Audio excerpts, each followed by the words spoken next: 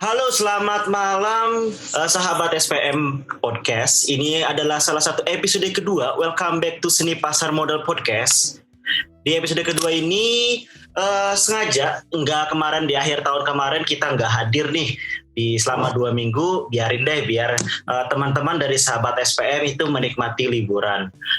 Dan sekarang di awal yang baru, di episode kedua yang baru, di awal 2021 kita ngadain juga orang yang baru nih. Kemarin kita ngadain cewek cantik, sekarang kita nggak ngedatengin cowok ganteng. Sebelum kenal siapa yang di sebelah ini cowok ganteng, bagi teman-teman yang belum follow, silahkan follow IG dari Seni Pasar Modal, itu Seni Pasar Modal _ dan juga YouTube channel yaitu Seni Pasar Modal. Dan suara ini bisa teman-teman saksikan di anchor.fm. Oke, edisi 2 ini mari kita mulai. Sebelum kita perkenalkan diri dulu kali ya terlebih dahulu. Kita sapa yang di sebelah baju putih. Halo, hai. Halo semuanya. Oke, boleh dong perkenalkan diri dong cowok ganteng. Oke, halo Al, selamat malam. Malam. Teman semua, wah udah lama juga nih gak jumpa sama si Al ya. Oke. Kita lewat virtual juga meskipun kayak gini kan dalam kondisinya. Sebelumnya perkenalkan, nama aku Yogi Sanjaya. Saat ini mahasiswa akhir di salah satu universitas yang ada di Provinsi Banten dan sedang menyandang gelar Putra Indonesia Banten 2020. Wah, cakep banget. Apa tadi di menyandang apa nih? Menyandang gelar Putra Indonesia Banten 2020. Putra Indonesia Banten. Apa tuh, boleh tahu dong? Putra Indonesia Banten tuh apa itu? Tugas-tugasnya mengenai apa kayak gitu? Oke, sedikit aku informasikan bahwasanya kalau untuk Putra Indonesia Banten ini kita lebih ada advokasi 3. Yang pertama itu tentang lingkungan, yang kedua itu tentang konservasi satwa liar, dan yang ketiga itu tentang kemanusiaan atau humanity. Nah, jadi Putra Indonesia Banten ini ataupun Putra Indonesia itu berfokus terhadap 3 advokasi tersebut. Nah, aku baru terpilih akhir November kemarin di 2020. Jadi saat ini sih masih merancang beberapa agenda gitu, beberapa advokasi yang memang nanti kita agendakan untuk kedepannya seperti itu. Salah satunya tentang konservasi kayak gitu yang pertama kita agendakan itu sih. Oke, boleh. Jadi lebih ke arah kayak traveling gitu nggak sih, Gi? Iya, ini sebenarnya lebih menyangkut juga tentang traveling juga, karena emang aku sebelum mengikuti Putra Indonesia Banten kan ada satu advokasi pastinya tentang pariwisata. Nah, pariwisata ini aku namakan Banten Journey. Nah, pariwisata ini aku kaitkan dengan konservasi satwa liar, lingkungan gitu. Cuman kalau untuk kemanusiaan mungkin sedikit bertolak belakang, tapi ke lingkungan dan juga konservasi satwa liar itu masih berkesinambungan dengan pariwisata seperti itu. Nah, sebelum aku mengikuti Putra Indonesia Banten ini emang banyak sekali yang aku kerjakan, seperti menginformasikan pariwisata di Provinsi Banten ini banyak banget gitu kan. Dan tentunya ada seperti aku pernah ikut membersihkan pantai, membersihkan sampah di sepanjang pantai seperti itu ada. Terus masih banyak lagi sih kayak gitu sih, Al. Oh, keren. Usia lu berapa sih, Gi? Usia, kalau ditanya usia, baru 25 tahun. Gila, 25 tahun tapi udah kayak banyak pengalaman kayak gitu ya? Apa sih? Kenapa? Ya maksudnya apa sih? Maksudnya kan biasanya, secara Banten itu kan deket sama Jakarta nih ya. Jakarta. Itu ya sabar sendirilah. Maksudnya anak muda, apalagi umur 25 itu saatnya istilahnya hura-hura deh ya, nggak yang ikut-ikut kayak gitu. Apaan sih kayak ikut-ikut kayak gitu? Kenapa sih lu ikut-ikut kayak gitu? Bukannya kayak mungkin kalau gua ngeliat tuh apain sih cowok-cowok ikut kayak gitu, alay kali. Benar. Nah, kenapa sih lu umur 25, baru 25 lo ya? Udah ngikut-ikut kayak gitu? Apa gitu? Maksudnya bisa dibilang landasan lu ngikut itu tuh apa gitu? Oke. Nah, sebenarnya kalau gue pribadi ngikut ajang-ajang seperti ini itu salah satunya untuk diri sendiri juga sih, karena kan selain daripada pengalaman kita juga bisa memberikan dampak positif untuk orang-orang sekitar kayak gitu. Nah, salah satunya tadi kan aku bisa memberikan informasi tentang pariwisata yang ada di Provinsi Banten. Nah, dengan umur 25 tahun ini menurutku cukup terlambat gitu loh, maksudnya untuk ikut seperti ini. Harusnya di sekitar umur 18 tahun, 19 tahun, 20 tahun tuh sudah aktif, harusnya sih seperti itu. Karena kan sebagai generasi muda atau milenial yang saat ini di era globalisasi saat ini benar-benar udah maju banget, jadi mudah gitu loh untuk kita memberikan informasi, terus mengedukasi atau mengajak bahwasannya banyak cara untuk memberikan dampak positif terhadap orang sekitar. Kayak gitu sih salah satunya, mungkin dengan aku mengikuti ajang seperti ini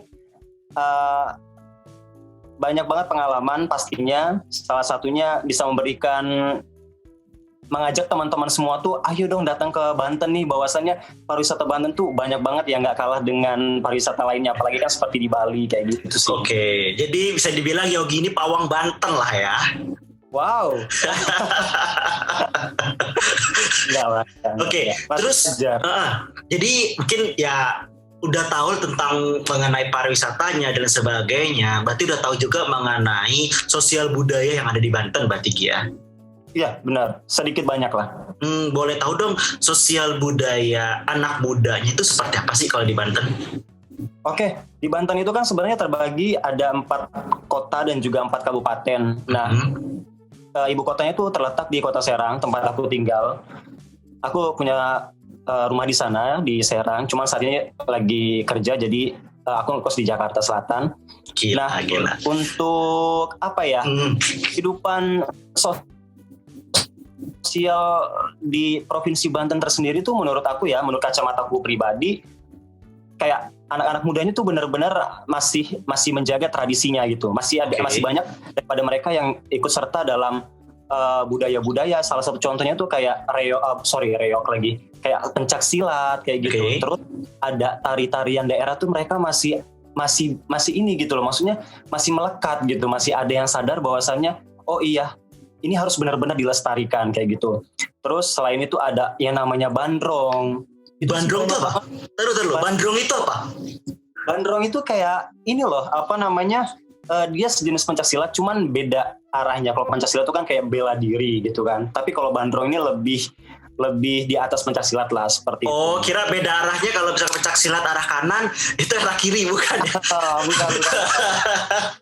Terus kayak banyak banget tuh yang berlomba-lomba kayak akun-akun Instagram untuk mendirikan tentang pariwisata sama kayak aku juga gitu kan. Mereka banyak yang mengunjungi tempat ini, terus di tag, terus diinformasikan, disebarluaskan kayak gitu sih. Mereka berlomba-lomba gitu loh. Jadi anak mudanya itu bukan hanya sekedar hidup sebagai generasi milenial yang kayak di perkotaan biasa, tapi mereka juga hidup sebagai generasi yang berbudaya kayak gitu. Wow, great. Iya benar. Berarti, ini menarik nih. Berarti rata-rata nih ini lebih kita nyerempet. Iya. Jadi kalau kan lu belum tahu nih Kopi Jonas. Jadi ini kan Jonas itu ya bisa bilang mengisi malam minggunya anak muda, anak muda yang lagi gabut, nggak ada pacar. Nah, makanya dengerin aja gitu podcastnya Seni Pasar Modal gitu. Kita ngebahas tentang keluh kesah anak muda. Salah satunya kayak gini sekarang nih. Tadi menarik di Banten. Tadi kan itu budayanya cukup baik ya kalau gitu ya dibilang ya, cukup menjaga dan sebagainya. Terus mereka menerima nggak sih budaya-budaya dari luar yang masuk kayak gitu? Oke, ini pertanyaan menarik banget nih ya.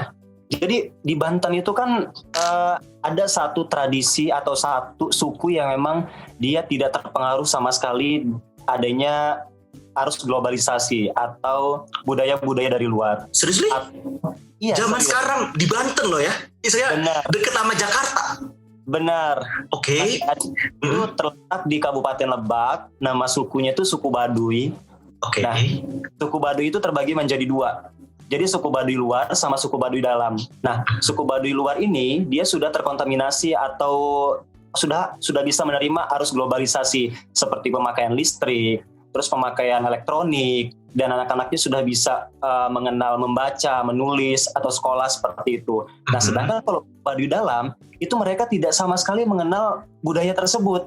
Seperti arus listrik tidak ada, elektronik tidak ada, bahkan untuk mandi pun tidak menggunakan bahan-bahan kimia seperti itu atau odol atau sikat gigi atau sejenisnya seperti itulah. Dan makanan pun mereka masih menggunakan bahan-bahan alamiah dari hasil tanah mereka sendiri seperti itu. Jadi nggak ada yang, pokoknya itu warisan leluhur yang patut dilestarikan. Kalau emang nanti main ke Banten, aku ajak ke Baduy deh. Oke, jadi lu udah kesana? Aku sudah pernah ke sana tapi hanya sampai di perbatasan Baduy luar sama Baduy dalam. Dan karena Baduy dalam itu jaraknya luar biasa, jauh banget. Gitu. Berapa? Dari sekilo? No. Oh, bukan. Oh, itu bisa. Itu perjalanan tuh kata teman-teman yang sudah sampai ke Baduy dalam, dari Baduy luar ke Baduy dalam tuh kurang lebih bisa 3, 4, 5 jam lah. Wow. Iya, itu terletak mereka tuh di atas pegunungan semuanya. Oke. Menarik kan? Menarik. Ada fotoku di Instagram yang postingan di Baduy luar, itu perbatasan Baduy luar sama Baduy dalam. Oke. Sekarang promo, nama IG-nya apa? Biar kalau ada yang penasaran pengen cek buat ini apa yang buat di Baduy tadi. Instagram aku itu Goy Sanjaya, GOYSANJAYA. Oke, jadi bagi sahabat SPM yang pengen follow, nanti ada linknya di bawah, itu link dari Yogi yang pengen kenalan ataupun segala macam bisa di follow. Oke, lanjut Iki. Oke. Menarik ya tadi. Berarti kan itu masih ada yang istilahnya belum tersentuh teknologi lah ya. Belum tersentuh teknologi. Bener. Nah, terus ada nggak sih keinginan lu kan anak muda nih Gi ya. Lu kayak anak muda udah berprestasi di umur 25 kayak gitu.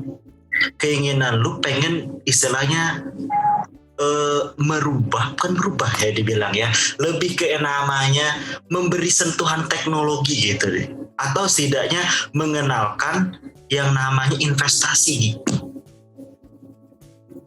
Pengen nggak sih lu kayak gitu sih, ke yang istilahnya belum terjamah teknologi kayak gitu tuh? Itu yang ini ranahnya mau ke suku Baduy dalam tadi atau emang ke Banten sendiri gitu? Kalau di suku, kita terus dulu nih ya, yang tadi dulu yang terus. Kalau suku Baduy dalam sendiri bisa nggak? Itu sama sekali nggak bisa. Dijaga pemerintah kah? Atau bukan itu sudah dilindungi juga sih, maksudnya sudah menjadi warisan leluhur juga kan. Jadi, Nah di sana itu suku Baduy dalam tuh ada yang namanya kepala adat. Jadi kepala adat itu mereka kayak yang menaungi masyarakat di suku Baduy dalam. Siapapun yang berkunjung ketika membawa elektronik itu tidak boleh dihidupkan.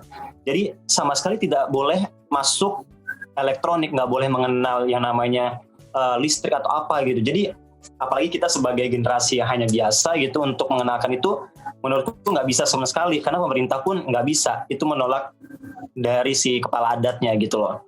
Karena emang kepala adat ini mereka sudah benar-benar memegang teguh terhadap warisan leluhurnya. Kecuali kalau misalkan mungkin aku pribadi mengenalkan terhadap suku Baduy luar nih, yang bagian luarnya itu kan mereka sudah terkontaminasi dengan arus globalisasi, modernisasi ya. Jadi mungkin dengan sentuhan-sentuhan lainnya seperti mengajarkan membaca, investasi untuk jangka panjangnya, mereka bersekolah seperti itu. Itu mungkin masih bisa, tapi kalau untuk ke suku Baduy dalam itu kayaknya nggak bisa deh. Oh, susah ya? Iya, bukan susah tapi emang nggak bisa gitu. Oh gitu ya. Jadi benar-benar ngejaga ya. Tahun 2020 loh ini yo. Masih ada. Iya benar. Gitu ya. Benar. Jadi kalau misalnya dirimu kesini itu benar-benar, kerasa banget. Zaman dulunya tuh kerasa banget, nggak ada listrik lah, mandi di air sungai lah gitu. Jadi kalau setiap malam tuh hanya mendengar suara jangkrik dan lain sebagainya kayak gitu. Sedap banget itu Ki. Iya, dan hanya sedap banget itu. Mereka hanya bercocok tanam setiap harinya tanpa memegang alat elektronik ataupun media lainnya seperti itu. Wah, pokoknya adem banget sih. Tapi stres gak sih kayak gitu ya? Bagi misalkan kayak kita nih ya, yang setiap hari bangun tidur, itu yang paling dicari pertama kali, kekasih pertama adalah HP, gawai ya.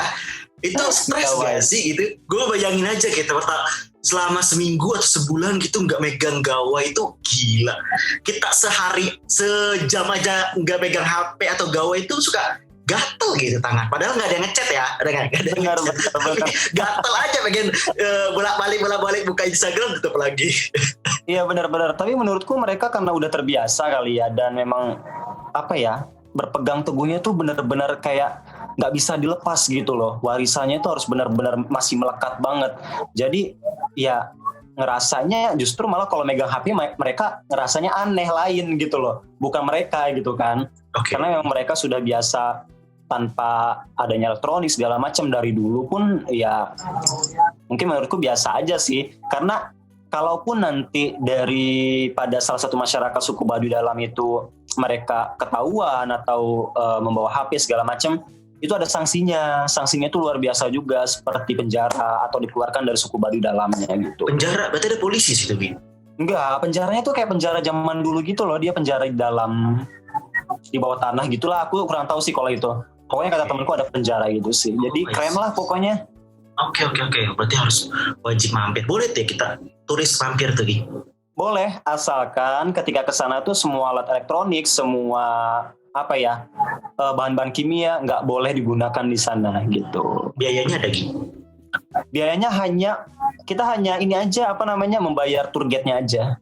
Oh, ada tour guide situ? Iya, ada tour guide-nya, karena kalau nggak ada tour guide-nya nanti yang ada kesasar. Disasarin sih, bukan kesasar. Oke, disasarin. Ntar dulu, disasarin sama siapa, Gi?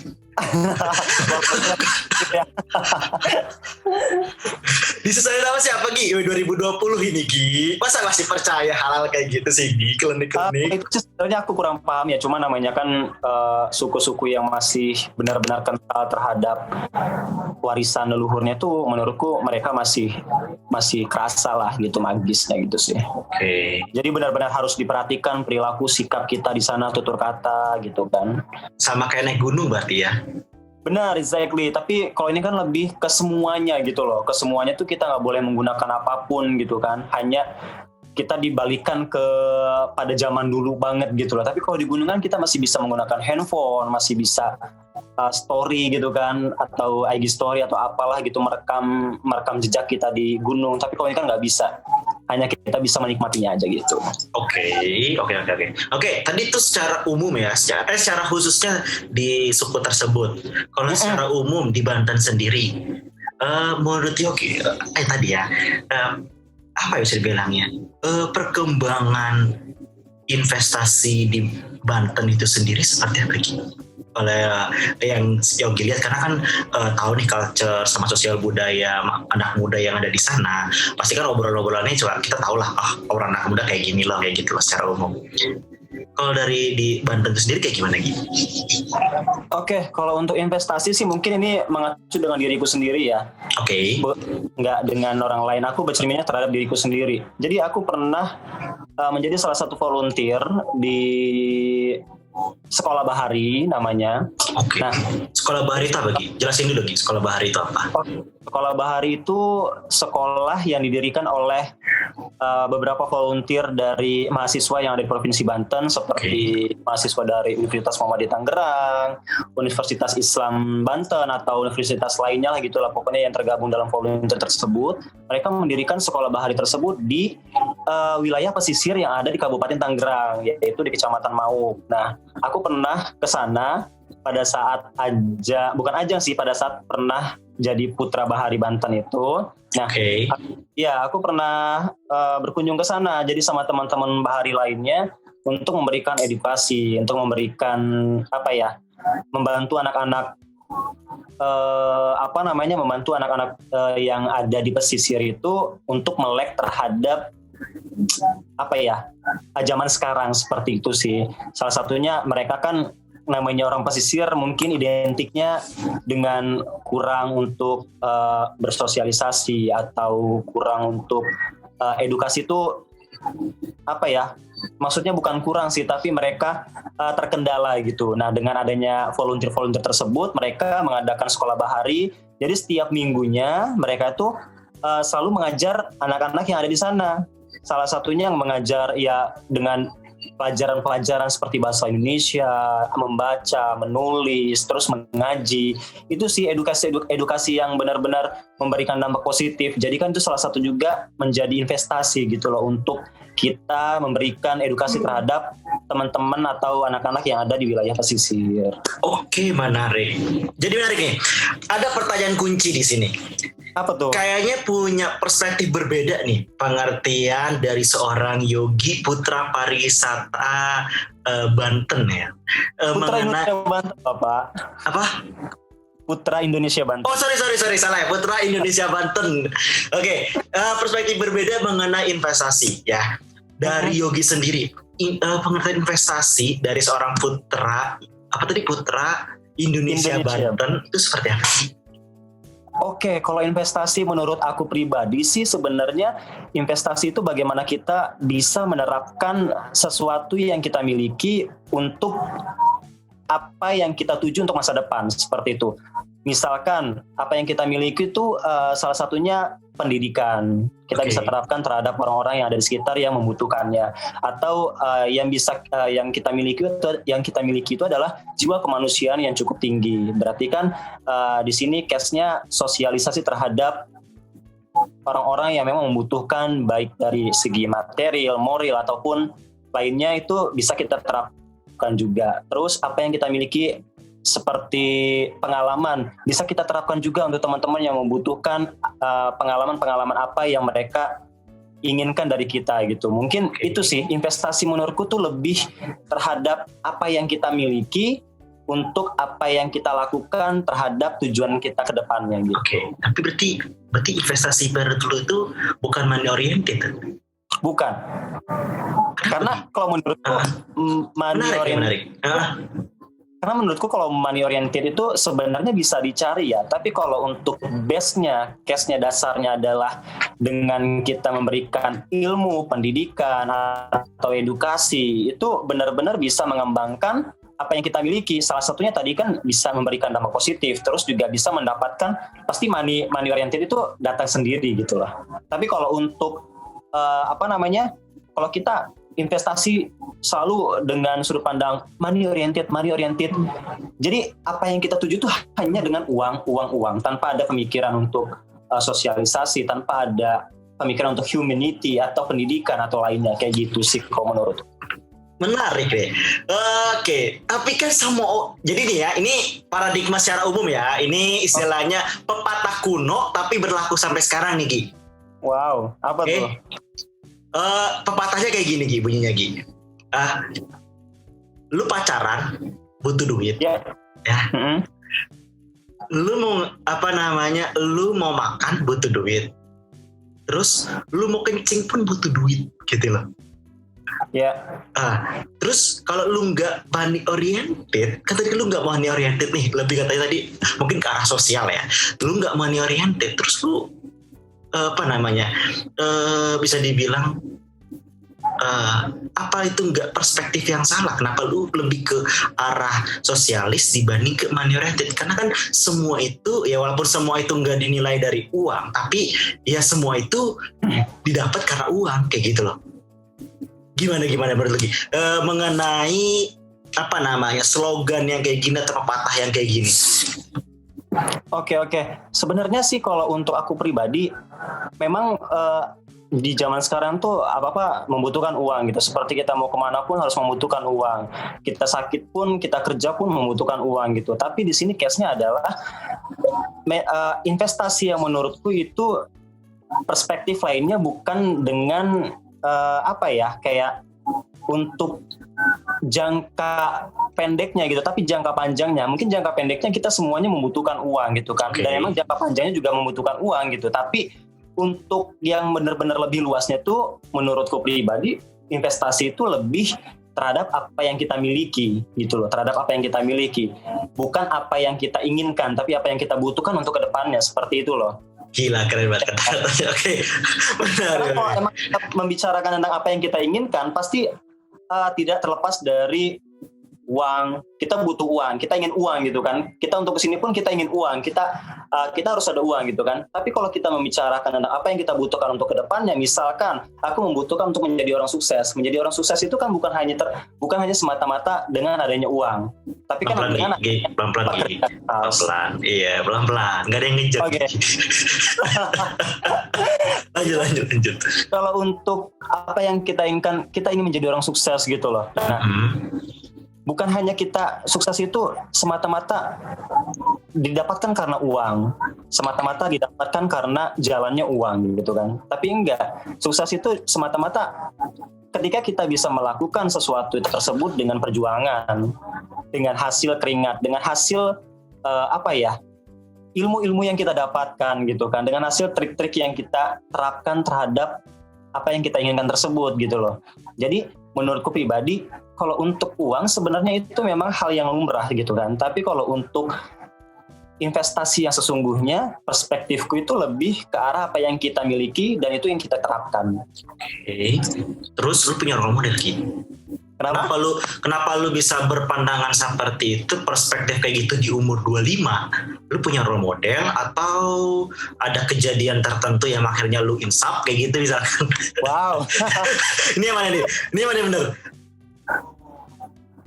Role model kah atau ada kejadian akhirnya lu insaf?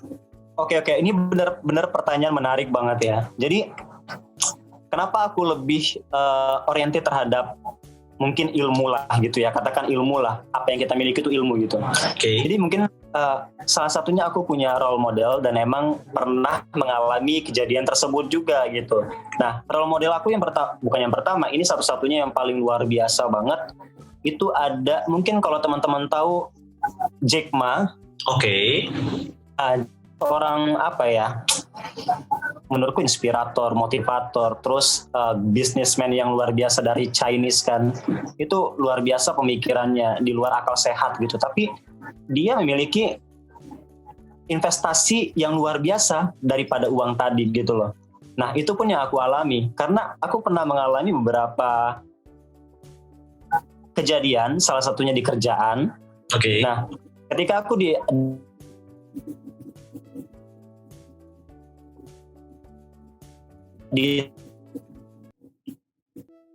Halo Gi.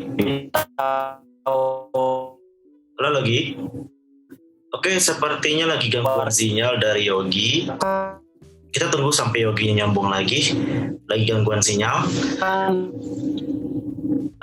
Oke, jadi sahabat SPM, jadi perspektif dari Yogi ini itu menarik banget untuk menjadi seorang begitu dengan gaji di atas misalnya.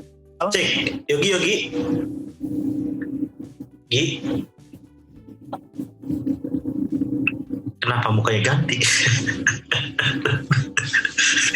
Oke, ini ada gangguan sinyal kayaknya dari Yogi. Nah, jadi sahabat SPM, mungkin itu salah satu perspektif yang beda dari seorang Yogi ya. Dari seorang anak muda umur 25, di mana dia lebih mengorientasikan investasi ke yang namanya ke pendidikan, ke yang namanya ke jiwa sosialnya gitu. Salah satu tokohnya tadi disebutin Jack Ma.